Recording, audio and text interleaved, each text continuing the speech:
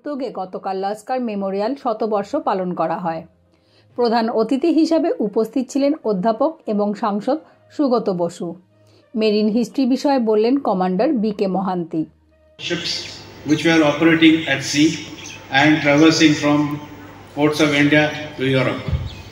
So that kind of number which existed, you can imagine, was because there was a lack of job in India, and the other thing is that the Europeans found these Laskars to be very proficient, very good in their job. They are foolhardy and they could stand the harshness of the weather. Thus the Laskars made a name for themselves and were accepted by the European powers to be a part of their ships. এই লস্কর শতবর্ষ পালনের পর সাংস্কৃতিক অনুষ্ঠানে দুর্গা ওডিসি নৃত্য অনুষ্ঠিত হয়।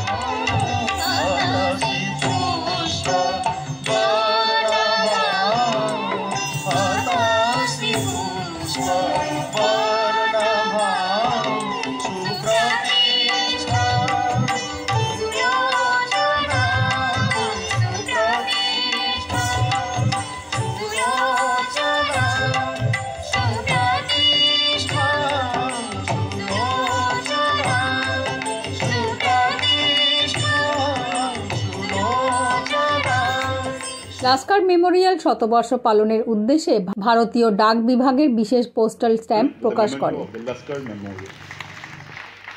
GD Goenka স্কুলকে 50,000 টাকা পুরস্কৃত করা হয়। অনুষ্ঠানে অংশগ্রহণ অতিথিরা শিল্পীদের আঁকা শিল্প পরিদর্শন করেন এবং শিল্পীদের পুরস্কৃত করা হয়।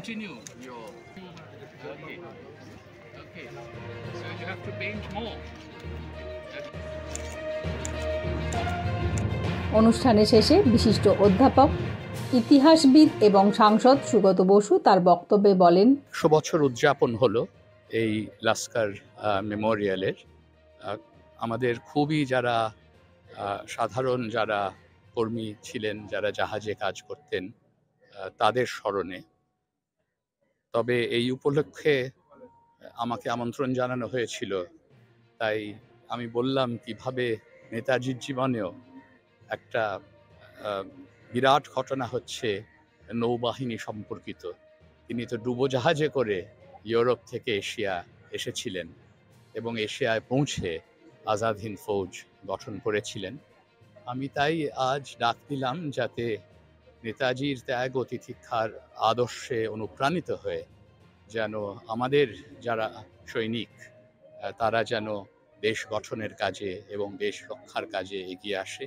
ক্যামেরায় সুদীপ্ত চট্টোপাধ্যায়ের সাথে ধর্মেন্দ্র কুমার সিং, এটিএন বাংলা, কলকাতা।